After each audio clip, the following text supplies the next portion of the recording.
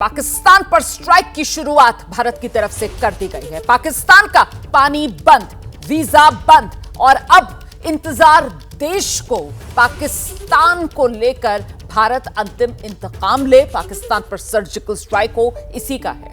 जिसके बाद पाकिस्तान में डर है, खौफ है और इस वक्त बड़ी खबर आ रही है, ब्रेकिंग न्यूज वॉर रूम में आपको लेकर चलूंगी अपनी सहयोगी अपर्णा के पास।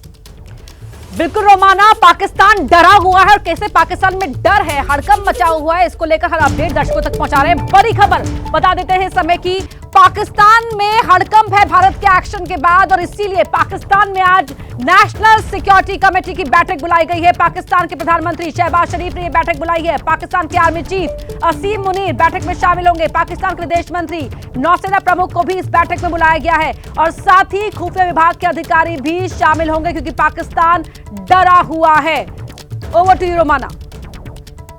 तो ये इस वक्त की बड़ी खबर है। देखिए, आप जानते हैं कि पाकिस्तान में आज वहां के प्रधानमंत्री ने अपने यहां जो राष्ट्रीय सुरक्षा है उसी से जुड़े अधिकारियों को बुलाया है। एक बड़ी बैठक पाकिस्तान में की जा रही है। कुल मिलाकर नीरज राजपूत से समझते हैं ये पूरी की पूरी जो स्थिति है, जो सिचुएशन बन रही है, उसमें भारत का रुख देखकर पाकिस्तान पूरी तरीके से खुद को घिरा हुआ महसूस कर रहा है। इसीलिए ये डर पाकिस्तान का अब बढ़ रहा है। नीरज रोमाना, देखिए, पाकिस्तान को ऐसा लगता है कि भारत ने जो राजनयिक संबंध जो तोड़े हैं पाकिस्तान के साथ और साथ ही जो जल संधि जो रोक दी है उसके अलावा भी भारत जो है कोई बड़ा एक्शन ले सकता है जिसके बारे में खुलासा नहीं किया गया, क्योंकि ये ऐसे संवेदनशील मामले होते हैं, क्लासिफाइड इंफॉर्मेशन होती है जो कि पब्लिक डोमेन में नहीं आती हैं। तो इसलिए पाकिस्तान के प्रधानमंत्री और जो उनके आर्मी चीफ हैं असीम मुनीर, यानी कि मौलाना असीम मुनीर, उन्होंने नेशनल सिक्योरिटी कमेटी की बैठक बुलाई है जिसमें इस बात पर चर्चा की जाएगी। ये और रोमाना, देखिए, ये सिविल और मिलिट्री लीडरशिप दोनों की बैठक है। इसमें सिविल लीडरशिप भी है पाकिस्तान की और मिलिट्री भी है, क्योंकि जो भारत ने जो कदम उठाए हैं पाकिस्तान के खिलाफ अभी वो सिविल कार्रवाई है। तो ऐसे में यहाँ पर इन दोनों के अलावा शहबाज शरीफ, असीम मुनीर के अलावा जो उनके रक्षा मंत्री है, जो कल जिनकी घिघी बनी हुई थी और जो कह रहे थे कि नहीं हमारा इस पहलगाम हमले से कोई लेना देना नहीं है, ये भारत के ही या कश्मीर के ही लोग होंगे जिन्होंने किया हुआ है, तो वो ख्वाजा आसिफ भी इसमें मौजूद होंगे, विदेश मंत्री होंगे, ISI चीफ भी इसमें रहेंगे, जो उनकी इंटेलिजेंस ब्यूरो है वो, और काउंटर टेररिज्म डिपार्टमेंट के चीफ होंगे। और इसमें ये इस बात पर चर्चा इस बात को की जा रही है कि भारत की जो कार्रवाई है इसको कैसे काउंटर किया जाए, इसको लेकर चर्चा की जाएगी। रहिए मेरे साथ, मैं लौटूंगी आपके पास। जम्मू से हमारे सहयोगी अजय पाशलू इस वक्त हमारे साथ मौजूद हैं और जरा अजय से जानते हैं कि आज किस तरीके से जो पहलगाम में आतंकवादियों ने निर्ममता दिखाई है उसके विरोध में आवाज जम्मू से उठ रही है। अजय जी बिल्कुल, तस्वीरें देखिए आप रोमाना, ये जम्मू की तस्वीरें हैं और जम्मू में स्कूली बच्चे किस तरह से उन मारे गए लोगों को श्रद्धांजलि दे रहे हैं और उनके परिवारों के प्रति किस तरह से यहाँ पर इस तरह के श्रद्धांजलि समारोह आयोजित किए गए हैं। आप देख सकते हैं मोमबत्तियाँ जलाकर उन्हें याद किया जा रहा है, पोस्टर लगाए गए हैं, prayers for Pahalgam victims, Pahalgam आतंकी हमले में मारे गए सभी लोगों को श्रद्धांजलि, ऑल आइज ऑन पहलगाम, इस तरह से यहाँ पर उन मारे गए लोगों को श्रद्धांजलि दी जा रही है। और इससे पहले भी हमने रोमाना यहाँ देखा कि स्कूल के जो प्रिंसिपल हैं और स्कूल के जो मैनेजमेंट है, पूरी मैनेजमेंट ने इस सारी घटना की जो है भरसक निंदा की है। हमारे साथ स्कूल के जो है प्रिंसिपल हैं। सर, किस तरह से देखते हैं आप इस सारी घटना को, जिस तरह से वहाँ बेकसूर को मारा गया? सर, ये तो एक घटना नहीं है, ये तो एक आज भी अगर हम ये इस समय आप ये तस्वीर देखें कि एक 5-6 दिन पहले शादी हुई है बेटी की और बेटे की, और इस समय उसकी डेड बॉडी पड़ी हुई है और वो बेटी उधर अकेली उस मीडो में बैठी हुई है। इससे बड़ी मेरा ख्याल शायद ही कोई ऐसी टार्चर वाली तस्वीर किसी के लिए हो सकती है। हम तो ये पूरा इंस्टीट्यूशन, सिर्फ इंडिया ही नहीं पूरा वर्ल्ड इसके अगेंस्ट है कि ये जो टेररिज्म है, ये टेररिज्म नहीं है, ये तो वैश्यानत्य है कि एक हबशियों की तरह उन लोगों ने चुन चुन कर एक मेल को उन्होंने जब गोली मारी, तो ये एक बहुत बड़ा वाक़या है हिंदुस्तान के लिए, एक साइन ऑफ इंटरोगेशन है कि हम कितने सालों से ये बर्दाश्त कर रहे हैं। अब बर्दाश्त की एक हद होती है, हमें इसको अब ख़त्म करना चाहिए। हम अपनी गवर्नमेंट को ये अपील करते हैं कि भाई ये एक समय में बिल्कुल ये ख़त्म कर दिया जाए। वही रोमाना, जो पूरा देश जो मांग उठा रहा है, कल जो सड़कों पर मांग उठ रही थी वहीं अब मांग यहाँ शिक्षक भी उठा रहे हैं। शिक्षक राष्ट्र को बनाते हैं और ऐसे में यहाँ से ये मांग उठना आप समझ सकते हैं कि जम्मू में इस घटना के बाद कितना गुस्सा है, कितना रोष है और वहीं आंखें भी नम है उन परिवारों के साथ ये लोग खड़े हैं जिन्होंने अपनों को खोया है। देखिए और बर्दाश्त नहीं करेंगे, यही संदेश हर तरफ से दिया जा रहा है देश में। और क्या कह रहे हैं राजस्थान के मुख्यमंत्री भजनलाल शर्मा, सुनते हैं।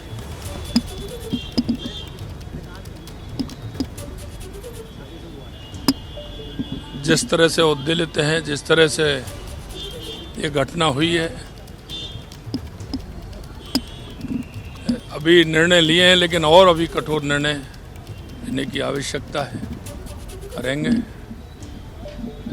इन परिवारों के साथ पूरी तरह से हमारे देश की जनता खड़ी है, राजस्थान की जनता खड़ी है हमारी पूरी तरह से। केंद्र की सरकार, राज्य की सरकार सभी पूरी तरह से इनके साथ खड़ी हैं। मैं ईश्वर से प्रार्थना करता हूं कि इन परिवारों को जो असहनीय दुख पहुंचा है उसे सहन करने की शक्ति प्रदान करे, इन परिवारों को संबल बनाए। सरकार पूरी तरह से उनके साथ है और मैं उनके चरणों में श्रद्धा सुमन अर्पित करता हूँ। सर, दहशत लोगों पानी तक बंद कर दिया।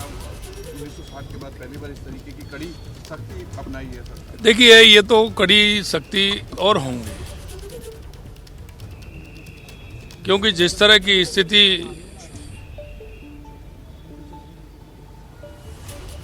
हुई है निश्चित रूप से आवश्यकता है और हमने कहा कि ऐसे नहीं चलेगा, पूरा हिसाब लिया जाएगा। इस बीच में आपको सीधे जरा इंदौर लेकर चलूंगी। इंदौर में अंतिम विदाई सुशील नाथियाल को दी जा रही है और वहीं पर मौजूद है हमारे सहयोगी अंबुज। जरा अंबुज से जानते हैं, अंबुज, अंतिम संस्कार के लिए पार्थिव शरीर को ले जाया गया?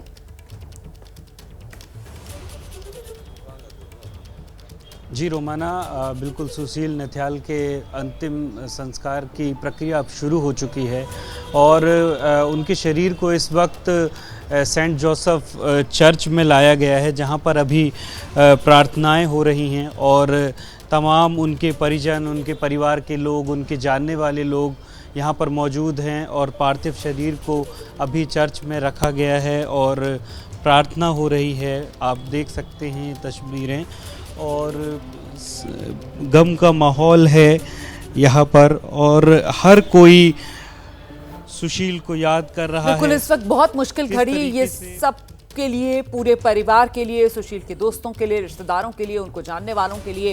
ये चर्च की तस्वीरें आप दिखा रहे हैं जहां पर इस वक्त अंतिम संस्कार जो किया जाएगा उसी के तहत प्रक्रियाएं अब आगे बढ़ रही हैं। मैं आपसे ये जानना चाह रही हूँ अंबुज कि क्या जानकारी मिली, जो लोग सुशील के परिवार से जुड़े हुए थे उन्होंने क्या बताया, किस तरीके से ये गम का पहाड़ पहलगाम में टूटा, वो आतंकी जब पहुंचे तो सुशील के साथ किस तरीके से उन्होंने बर्बरता की, इसको लेकर क्या जानकारी मिल पा रही है? जी बिल्कुल रोमाना, मैं आपको बता दूं कि परिवार के कोई भी सदस्य बात करने की स्थिति में नहीं है, लेकिन जो सुशील को जानने वाले हैं बताते हैं अपने पूरे परिवार, अपनी बेटी आकांक्षा, अपने बेटे ऑस्टिन और पत्नी। क्या कह रहे हैं जम्मू कश्मीर के पूर्व डीजीपी एसपी वैद, जरा सुनते हैं। जी, ये बहुत बड़ा फैसला 1960 में ये ट्रीटी साइन हुई थी और उसमें मैक्सिमम 70% पानी पाकिस्तान को दे दिया गया था। इंडिया इतना लिबरल रहा, लेकिन इन्होंने तो हद ही कर दी है कि हमारी दरिया दिल्ली का ये हमारी कमजोरी समझते हैं। तो इनको ये समझिए सारे दरिया यहाँ से जाते हैं, अगर हम चाहें तो आपका हुक्का पानी बंद कर सकते हैं, लेकिन पाकिस्तान ये जाहिल लोग हैं, एक बिल्कुल झूठ पे बना हुआ देश है, ये बिल्कुल ये इन पर कुछ भरोसा करना, विश्वास करना अपने आप को धोखा देने के बराबर है। तो मैं समझता हूँ ये बहुत अच्छा कदम। the cabinet committee, Prime Minister Modi, the Indus Water Treaty and other decisions, how do you see these decisions? I think these are welcome steps. The Honorable Prime Minister chaired the meeting yesterday of CCS, and these 5 steps which India has taken are very, very welcome. Particularly the keeping in abeyance the Indus Water Treaty. It is lifeline for. तो देखिए, भारत की तरफ से पाकिस्तान पर जो water strike की गई है,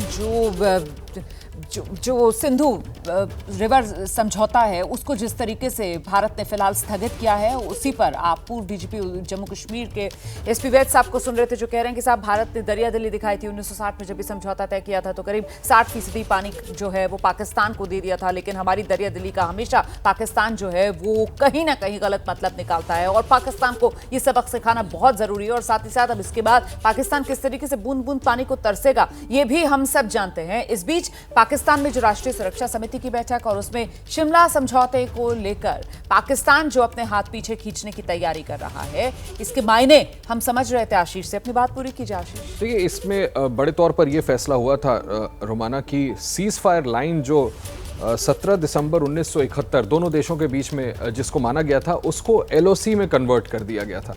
बल्कि मैं तो जहाँ तक मेरी जानकारी है, इसके बाद कई डिप्लोमेट्स ने ये तक क्लेम किया था कि दोनों ही राष्ट्राध्यक्षों के बीच रोमाना ये तक एक टैसिट अंडरस्टैंडिंग बनी थी कि क्यों ना इसे ही इंटरनेशनल बॉर्डर डिक्लेयर कर दिया जाए। बाद में पाकिस्तान ने इस बात को नकारा था कई फोरम पर। दूसरी बड़ी बात इस शिमला समझौते से जो निकल के आई थी वो ये थी कि कोई भी मुद्दा जो भारत और पाकिस्तान के बीच में होगा, उसको दोनों ही देश बायलैटरली सुलझाया करेंगे। कई बार भारत ने इसके बेस पर यह आर्गुमेंट रखा था कि कश्मीर को भी बायलैटरली इसी एग्रीमेंट के तहत पाकिस्तान के साथ बैठ करके सुलझाना चाहिए। पाकिस्तान ने हमेशा तीसरी पार्टी को घसीटा पूरा जग जानता है। अब हमें यह बड़ी जानकारी मिल रही है कि आज जो नेशनल सिक्योरिटी कमेटी की मीटिंग बुलाई है पाकिस्तान के प्राइम मिनिस्टर ने, उसमें शिमला अग्रीमेंट पे भी वो ये चर्चा करने वाले हैं कि क्या पाकिस्तान इससे खुद को विड्रॉ कर ले। करेंगे नहीं करेंगे देखते हैं, let us see, good sense should prevail. लेकिन अगर इन्होंने विड्रॉ किया तो ये बड़ा घातक कदम हो सकता है, और मुझे लगता है कि इसका नुकसान पाकिस्तान को ज्यादा होगा। लेकिन रोमाना, ये नियत जरूर पाकिस्तान की दिखाएगा कि अगर आप इससे विड्रॉ करते हैं, that means line of control पे, दैट मींस भारत पाकिस्तान सरहद पर इनके नापाक इरादे और खुल करके सामने आ जाएंगे कि किस तरह से फिर ये वहां पर और तांडव मचाना चाहते हैं, या पाकिस्तान आर्मी किस तरह से और आतंकी गतिविधियों में और आतंकियों को एक्सपोर्ट करे भारत में, या खुद भारत पाकिस्तान एक दूसरे के साथ सरहद पर कहीं ऐसा ना हो कि जंग के मुहाने पर आके खड़े हो जाए। बहुत बहुत महत्वपूर्ण बात आप कर रहे हैं। मैं एक बार जल्दी से जरा नीरज का भी रुख करती हूँ। नीरज, यहाँ पर ये जो खबर सामने निकल कर आ रही है, जिसका जिक्र अभी आशीष कर रहे थे कि साहब, शिमला अग्रीमेंट को लेकर पाकिस्तान की तरफ से एक तरफा कोई फैसला लिया जा सकता है, मतलब इससे मंसूबे बिल्कुल साफ हो रहे हैं नीरज पाकिस्तान के कि वो LOC के मुद्दे को दोबारा से और उलझाने की कोशिश में है, या फिर एक गीदड़ भपकी कम से कम यहां पर जरूर दे रहा है भारत को ऐसी। ये जो पहलगाम का जो हमला हुआ है, ये नरसंहार किया है पाकिस्तान ने किया है, ये अपने आतंकियों के जरिए, असीम मुनीर के आतंकियों ने। इसका दरअसल मकसद ही यही था, एक तो भारत को हिलाना है। मैं आपको रोक रही हूँ नीरज, मैं आपको रोक रही हूँ। कानपुर में शुभम द्विवेदी का पार्थिव शरीर जहां पर रखा हुआ है, वहां पर विरोध हो रहा है, और किस बात को लेकर वहां पर विरोध हो रहा है जरा जानते हैं हम। पाकिस्तान मुर्दाबाद के नारे जो है वो यहाँ पर लोग लगाते हुए दिखाई दे रहे हैं। हालांकि थोड़ी देर में मुख्यमंत्री का यहाँ पर मूवमेंट है, इस कारण लोगों को पुलिस यहाँ से फिलहाल किनारे कर रही है। लगभग 9:30 बजे के करीब में मुख्यमंत्री यहाँ पर पहुँचेंगे। पर ये देखिए, पाकिस्तान मुर्दाबाद के नारे जो लोग लगाते हुए दिखाई दे रहे हैं। पाकिस्तान मुर्दाबाद के नारे आप लोग लगा रहे हैं, क्या कहेंगे शुभम की जिस तरीके से निर्मम तौर पर पाकिस्तान को करारा जवाब देना चाहिए भारत सरकार को। आप लोग लगातार पाकिस्तान मुर्दाबाद के नारे लगा रहे हैं, जिस तरीके से शुभम की निर्मम तौर पर हत्या हुई, क्या कहेंगे? कुछ नहीं सर, जैसी इन्होंने कार्रवाई की ऐसी इनको वहाँ भी होनी चाहिए सर। इन्होंने निर्दोषों की हत्या की, वहाँ भी घुस के मारना चाहिए इन लोगों को। अगर इस तरीके की जो कहीं ना कहीं 22 तारीख को देखने को मिला, शुभम और इसके जैसे 25 और लोगों की हत्या कर दी गई, आप लोग पाकिस्तान मुर्दाबाद के नारे लगा रहे हैं, क्या कहेंगे? ये बहुत ही दुखद घटना है, दर्दनीय घटना है। पाकिस्तान को हरकत में आ जाना चाहिए, इसको संभल जाना चाहिए। नहीं, अब हम सहन नहीं कर सकते हैं, पाकिस्तान को मिटाने का काम करेंगे। हम सरकार से निवेदन करते हैं कि वहां अंदर घुस करके हमारी सेना और 2800 उनके घर में देना चाहिए, तब हमारी आत्मा को शांति मिलेगी देशवासियों को। सरकार ने जिस तरीके से 5 अलग अलग फैसले लिए, जो पानी बंद करने की बात कही गई, अटारी बॉर्डर बंद करने की बात की गई, ये तमाम जो फैसले हैं उस पर आपका कैसे देखते हैं और क्या कहेंगे? देखिएगा, हमारे भारत सरकार ने जो भी फैसला लिया है वो बहुत सराहनीय है और ऐसे कदम पाकिस्तान को सारी सुविधाएं समाप्त कर देना चाहिए और उसको जड़ से मिटा देना चाहिए, हम यही कहना चाहते हैं। अच्छा, आप लोग भी इस पूरे पाकिस्तान मुर्दाबाद के नारे आप लोग लगा रहे थे, जो ये शुभम की जिससे निर्मम तौर पर हत्या की गई, क्या कहेंगे? ये बहुत दुखद घटना है, ये कायराना हरकत।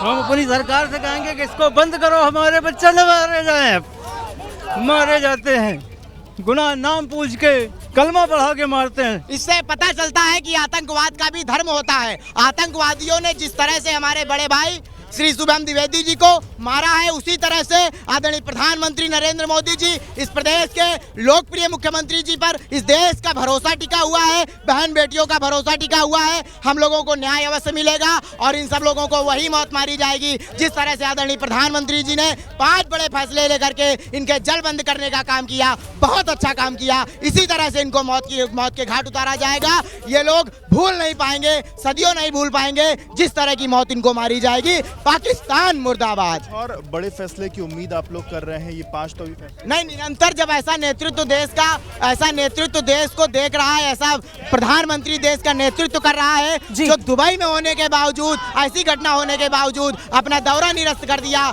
चूंकि कार्यक्रम कानपुर में भी आज था उसको भी निरस्त कर दिया गया, तो ये कहीं ना कहीं दिखाता है कि आदरणीय प्रधानमंत्री जी इस देश के लिए एक्टिव हैं और वो कहीं ना कहीं आने वाले समय में बड़ा बदला लेंगे और जिसका खामियाजा पाकिस्तान को भुगतना पड़ेगा, बांग्लादेश को भुगतना पड़ेगा। देखिए, देश के नेतृत्व पर कहीं ना कहीं इन लोगों को पूरा भरोसा है, लेकिन नाराजगी और गुस्सा जो है वो पाकिस्तान के खिलाफ यहाँ पर रह रह कर फूट रहा है कि जल्द से जल्द पाकिस्तान का हिसाब जो है वो चुकता किया जाए। ये हर हिंदुस्तानी की इस वक्त मांग है। और इस बीच एक और बड़ी खबर के लिए आपको लेकर चलेंगे वॉर रूम ब्रेकिंग न्यूज के लिए। अपर्णा के पास। अपर्णा। बिल्कुल रोमाना, और देखिए जो गुस्सा है लोगों के अंदर, उसी को देखते हुए दिल्ली में पाकिस्तान उच्चायोग की सुरक्षा बढ़ा दी गई है। बड़ी खबर आपको बता रहे हैं, दिल्ली में पाकिस्तान उच्चायोग की सुरक्षा बढ़ा दी गई है। आज पाकिस्तान उच्चायोग के सामने प्रदर्शन का ऐलान किया है एंटी टेरर एक्शन फोरम ने। तो एंटी टेरर एक्शन फोरम ने प्रदर्शन का ऐलान किया है। पहलगाम आतंकी हमले के खिलाफ प्रोटेस्ट का ऐलान किया गया है और इसी को देखते हुए दिल्ली में जो पाकिस्तान उच्चायोग है उसकी सुरक्षा में इजाफा कर दिया गया है। Romana, over to you.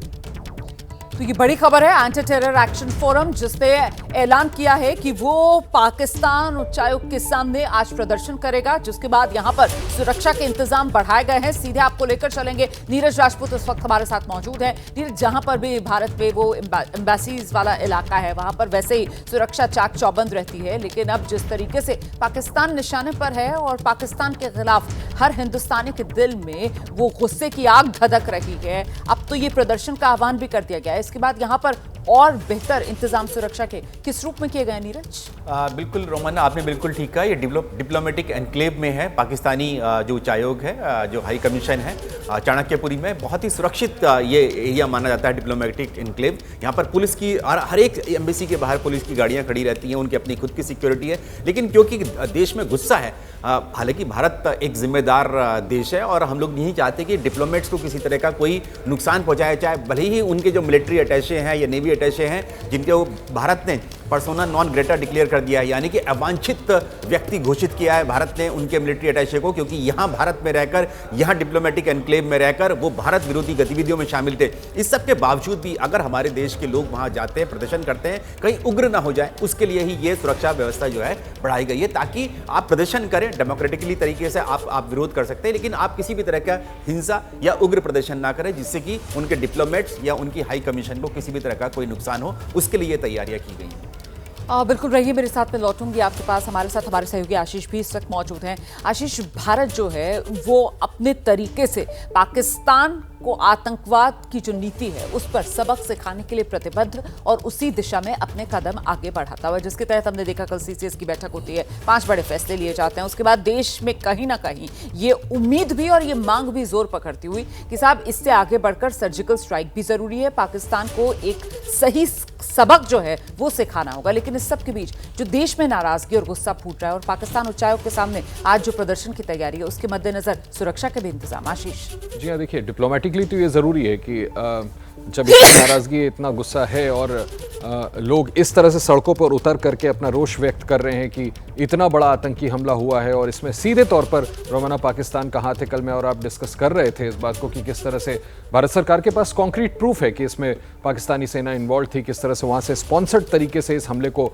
करवाया गया है। आप ठीक कह रही हैं कि भारत ने जिस तरह के कड़े कदम उठाए हैं डिप्लोमेटिकली, वो अपने आप में संदेश देने के लिए बहुत है कि आने वाले वक्त में भारत और किस तरह के मिलिट्री एक्शन कर सकता है। मैं कल की आप प्रेस कॉन्फ्रेंस याद करिए जो फॉरेन सेक्रेटरी ने की थी विक्रम मिस्री साहब ने, उसमें उन्होंने आखिर में कहा था, कल भी मैं इस बात को कह रहा था कि आप इसको हाईलाइट करें। आप ये देखें कि उन्होंने आखिर में बिल्कुल स्पष्ट कहा कि जिस तरह से हम तहव्वुर राणा को वापस अमेरिका से एक्स्ट्राडाइट करके भारत ले आए थे, उसी तरह कैबिनेट कमेटी ऑन सिक्योरिटी ने रिजॉल्व किया है, ये प्रस्ताव पास किया है कि इस हमले के जो भी असल परपेट्रेटर्स हैं उनको उनके अंजाम तक पहुंचाया जाएगा। तो भारत ने तो बिल्कुल अपनी नीति स्पेल आउट कर दी थी, कल रात में स्पष्ट कह दिया था कि निश्चित तौर पर अभी हम डिप्लोमेटिक कदम ले रहे हैं, आगे चल के जो जरूरी मिलिट्री कदम है वो भी उठाए जाएंगे। इसको पब्लिक डोमेन में नहीं डाला जा सकता रोमाना। ऑब्वियसली जब भारत ये कदम उठाएगा तो दिन खुद चुनेगा, स्ट्रेटजाइज किया जाएगा ताकि वो प्रिसिशन के साथ पाकिस्तान के खिलाफ कार्रवाई की जा सके। लेकिन निश्चित तौर पर मैं फिर दोहरा दूं, जिस तरह की बात स्पष्ट तौर पर फॉरेन सेक्रेटरी ने कल कही है,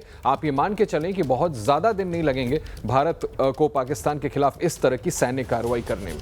तो एक्शन मोड में है भारत का एक्शन, जिससे टेंशन में है पाकिस्तान। इस बीच बड़ी खबर मैं आपको बता दूं, पहलगाम में जो आतंकवादी हमला हुआ है उसको लेकर केंद्र सरकार ने आज सर्वदलीय बैठक भी बुलाई है। यह बैठक संसद भवन परिसर में शाम 6 बजे होगी। बैठक की अध्यक्षता रक्षा मंत्री राजनाथ सिंह कर सकते हैं, जिसमें सभी पार्टियों के नेताओं को पहलगाम में जो हुआ और उसके बाद की जो स्थिति है, हालात की पूरी जानकारी दी जाएगी।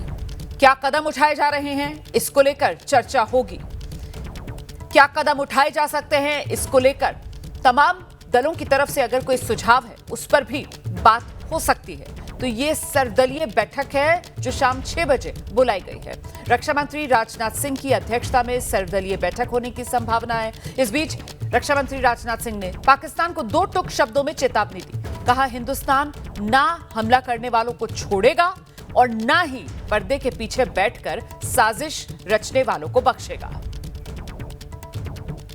मैं भारत के दृढ़ संकल्प को दोहराना चाहूंगा कि टेररिज्म के खिलाफ हमारी जीरो टॉलरेंस की पॉलिसी है। भारत का एक एक नागरिक इस कायरतापूर्ण हरकत के खिलाफ एकजुट है। मैं इस मंच से देशवासियों को आश्वस्त करता हूं, घटना के मद्देनजर भारत सरकार वो हर कदम उठाएगी जो जरूरी और उपयुक्त होगा। और हम सिर्फ उन लोगों तक नहीं पहुंचेंगे जिन्होंने इस घटना को अंजाम दिया है, हम उन तक भी पहुंचेंगे जिन्होंने पर्दे के पीछे बैठकर हिंदुस्तान की सरजमी पर ऐसी नापाक हरकतों की साजिशें रची हैं। पहलगाम में आतंकी हमले के बाद से ही सुरक्षा बलों का सर्च ऑपरेशन लगातार जारी है। चप्पे चप्पे पर निगरानी रखी जा रही है। हमले के बाद से पर्यटक खौफ में हैं, कई पर्यटक घर लौट गए हैं, जिससे होटल खाली पड़े हैं। कई पर्यटकों ने अपनी बुकिंग कैंसिल करा ली है। पूरे पहलगाम में सन्नाटा। हमारे सहयोगी आसिफ कुरैशी की ग्राउंड रिपोर्ट देखिए।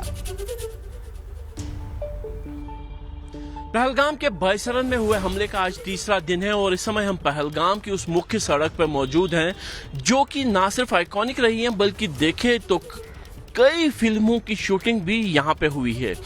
ये सड़क हमेशा पर्यटकों से भरी पड़ी रहती थी और यहाँ पे हर समय पर्यटक जो है बड़ी संख्या में मौजूद होते थे और इन दुकानों पे या तो खरीदारी करते होते थे या फिर खाने पीने का सामान जो है यहाँ से जुटाते थे। ये वो सड़क है जहाँ पे हर तरफ आपको हैंडीक्राफ्ट्स की दुकानें दिखती थी, लेकिन आज हालत ये है कि ये पूरा इलाका खाली है।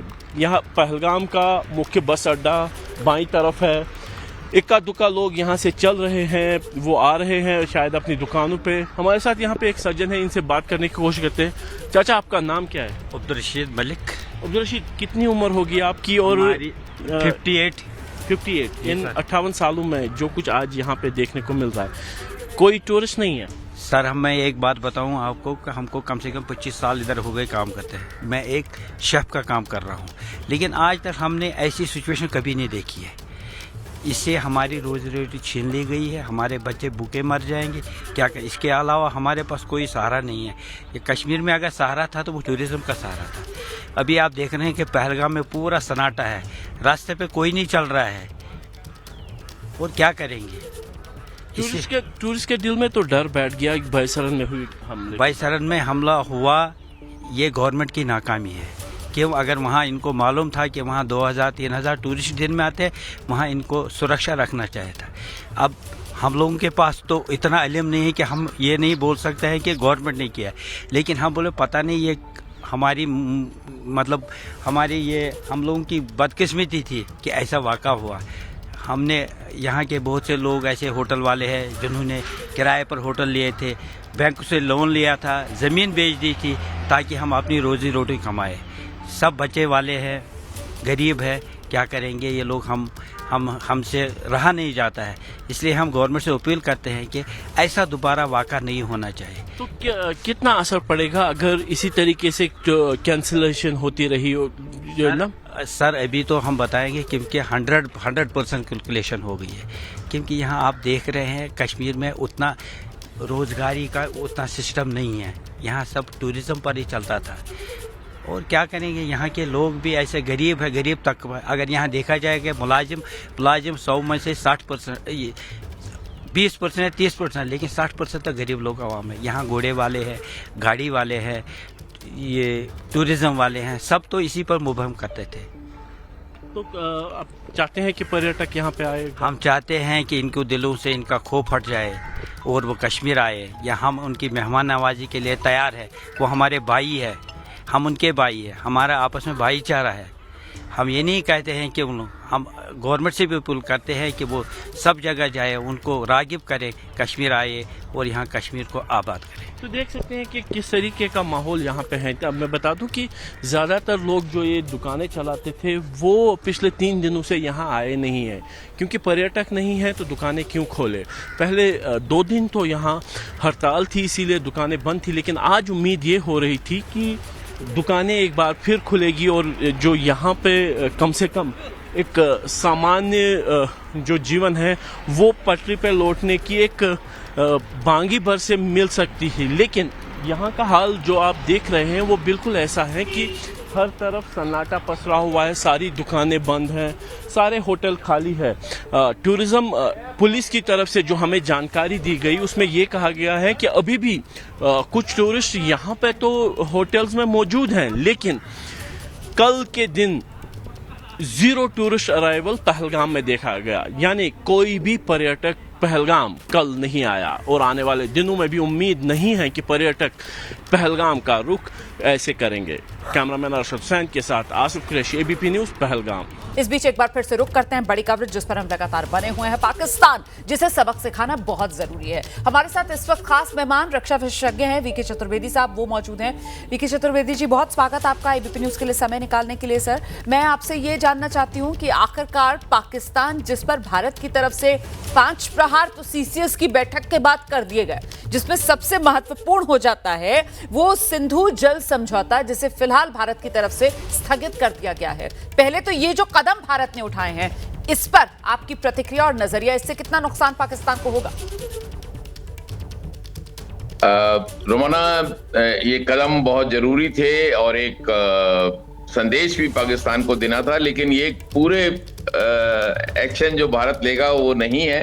ये केवल डिप्लोमेटिक फील्ड में जो कदम लिए हैं उसका है। सिंधु जल समझौता 1960 में हुआ था और उस वक्त भारत ने बड़प्पन में बहुत कुछ पाकिस्तान के लिए दे दिया था, और वो मैं नहीं समझता कि उनका जो पिछले 65 साल का जो इतिहास रहा है उसमें वो डिजर्व करते हैं। और बहुत अच्छा कदम उठाया है, सख्त कदम है, इसको स्थगित किया है। पाकिस्तान को इसको इस जो स्थगन हुआ है इसको ये पिंच करेगा। उनका पंजाब का जो क्षेत्र है वहां पे पानी की कमी है और वहां पे पानी नहीं पहुंचेगा इस समर्स में, जबकि उनको बहुत जरूरत है। इसके अलावा जो अटारी बॉर्डर पे उन्होंने बॉर्डर से आना जाना बंद किया है और व्यापार भी बंद हो जाएगा, क्योंकि वो एक वहां पे एक पोस्ट थी जहां से व्यापार भी बहुत होता था जी।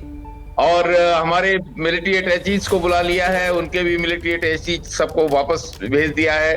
वीजा, इसका भी उन पर प्रभाव पड़ेगा कि काफी लोग पाकिस्तान से इस तरह के वीजा लेकर यहाँ पे मेडिकल के लिए आते थे। ये एक एक्सेप्ट सिंधु जल समझौता जो स्थगन किया है, उसके अलावा बाकी एक मैसेजिंग है, मैं समझता हूँ सिंबॉलिक है, लेकिन बहुत उसका प्रभाव पड़ेगा। पाकिस्तान को समझना चाहिए कि वो इस तरह से झूठ बोल के और हमेशा डिनाइल के मोड में रहता है जी, अब नहीं चलेगा। बिल्कुल जनरल चतुर्वेदी, बहुत महत्वपूर्ण बात आप कह रहे हैं सर। और अगर आम भाषा में मैं अपने दर्शकों के सामने इस बात को रखूं तो एक तरीके से आप समझ सकते हैं कि जिस तरीके के कदम भारत उठा रहा है उससे पाकिस्तान का हुक्का पानी बंद। लेकिन जो बात जनरल चतुर्वेदी कर रहे थे कि साहब ये सिर्फ शुरुआती कदम है, तो ऐसे में आने वाले समय में और क्या कदम भारत की तरफ से उठाए जाएंगे। इस बीच टीम इंडिया के कोच गौतम गंभीर को धमकी मिली है। इस वक्त की बड़ी खबर आप जानिए। टीम इंडिया के कोच है गौतम गंभीर, पूर्व सांसद गौतम गंभीर, धमकी मिली है। आईएसआईएस की तरफ से धमकी मिलने का दावा गौतम गंभीर ने दिल्ली पुलिस में शिकायत दर्ज करवाई है।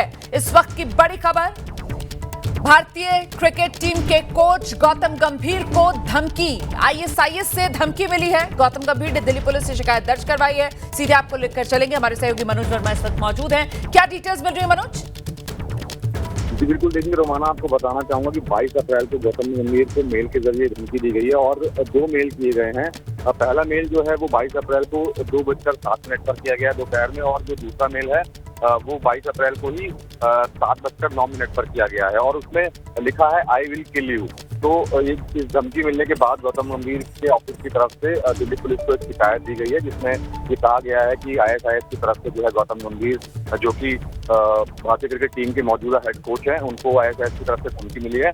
पुलिस ने इस मामले पर संज्ञान लिया है। दिल्ली पुलिस की लोकल टीम को इस मामले की जांच कर ही रही है। साथ ही साथ जो साइबर क्राइम की टीम है वो भी ये जांच कर रही है कि ये जो धमकी है वो किसकी तरफ से दी गई। बिल्कुल, ये आईएसआईएस का नाम इसमें किस तरीके से आ रहा है? आपने बताया कि जो ईमेल आया है धमकी भरा, 2 मेल आए हैं आप कह रहे हैं, एक दोपहर में आया, एक शाम में आया, और उसमें साफ तौर पर लिखा है आई विल किल यू। तो फिर ये आईएसआईएस वाला लिंक, जरा इसके बारे में भी विस्तार से बताइए मनोज। जी बिल्कुल रोमाना, जो 2 मेल आए हैं उसमें जो पहला मेल है उसमें आईएसआईएस नॉट लिखा हुआ है और जो दूसरा मेल आया है उसमें आईएसआईएस कश्मीर लिखा हुआ है। तो क्योंकि ये बड़ा गंभीर मामला है कि आईएसआईएस की तरफ से जो है धमकी मिली है, लेकिन अभी जो पुलिस की टीम है वो यही पता करने में जुटी हुई है कि जो दोनों मेल हैं वो अलग अलग आईडी से किए गए हैं, तो ये आईडी किसके हैं, क्या वाकई में ये धमकी आईएसआईएस की तरफ से दी गई है या फिर ये किसी की शरारत है। जो दिल्ली पुलिस की लोकल टीम है वो तो जांच कर ही रही है, साथ ही साथ जो साइबर सेल की जो टीम है वो भी इस मामले की जांच कर रही है और ये पता किया जा रहा है कि दोनों जो मेल आईडी हैं वो किसके हैं और ये धमकी क्या वाकई में आईएसआईएस की तरफ से दी गई है या फिर किसी की शरारत है। तो ये तो 22 अप्रैल का मामला है ना, ऐसे में आज तो 24 अप्रैल हो गई है। इस बीच अभी तक कुछ जांच आगे बढ़ पाई है? इसको लेकर सूत्र क्या जानकारी दे रहे हैं? जी बिल्कुल, देखिए रोमाना, कल जो है शिकायत गौतम गंभीर की तरफ से कल दी गई है ये शिकायत, और जांच अभी तक जारी है क्योंकि सेंसिटिव मामला है। तो पुलिस के जो आला अधिकारी हैं इस मामले पर बहुत ज्यादा कुछ कहने से अभी फिलहाल बच रहे हैं, लेकिन उनका साफ तौर पर ये कहना है कि जिसने भी ये किया है उसको बख्शा नहीं जाएगा और जल्दी ये पता कर लिया जाएगा कि आखिरकार ये मेल भेजने वाले शख्स कौन है। इस वक्त की बड़ी खबर मैं आपको बताने जा रही हूं। जम्मू कश्मीर के उधमपुर में आतंकवादियों से मुठभेड़। इस वक्त की बड़ी खबर जम्मू कश्मीर के उधमपुर से जानकारी आ रही है सामने, जहां आतंकवादियों से इस वक्त मुठभेड़ चल रही है। ये इलाका बसंतगढ़ का बताया जा रहा है। इस बसंतगढ़ के इलाके में सुरक्षा बलों की मुठभेड़ जारी है। सुरक्षा बलों का सर्च ऑपरेशन इस इलाके में जारी है। आप जानते हैं जम्मू कश्मीर में पहलगाम में जिस तरीके से आतंकवादी हमले को अंजाम दिया गया, उसके बाद पूरे जम्मू कश्मीर में अलर्ट है। सुरक्षा के मद्देनजर यहां पर इंतजाम पुख्ता किए गए हैं और इसी के तहत जम्मू कश्मीर के उधमपुर में आतंकवादियों के साथ मुठभेड़ की ये खबर सामने आ रही है। ये जो मुठभेड़ है वो उधमपुर के बसंतगढ़ इलाके में चल रही है। यहां सुरक्षा बल अब अपना सर्च ऑपरेशन भी आगे बढ़ा रहे हैं। अब ये कितने आतंकवादी हैं और यहां पर किस तरीके की जानकारी सुरक्षा बलों को मिली थी, क्या ये रूटीन सुरक्षा को लेकर जब मुस्तैद सुरक्षा बल चेकिंग कर रहे थे उसी दौरान ये जो आतंकवादी हैं इनसे आमना सामना हुआ और ये मुठभेड़ शुरू हुई है? ये वो तमाम सवाल है जिनके जवाब आप तक पहुंचाने का हम काम करेंगे। हमारे साथ हमारे सहयोगी अभी कुछ ही देर में मौजूद होंगे। जम्मू से अजय बाचलू से हम और जानकारी हासिल करेंगे, आखिरकार अपडेट इस खबर के बारे में, क्योंकि अब ये खबर उधमपुर से आ रही है। उधमपुर में ये बसंतगढ़ का इलाका है और यहां बसंतगढ़ के इलाके में सुरक्षा बलों की मुठभेड़ जारी है।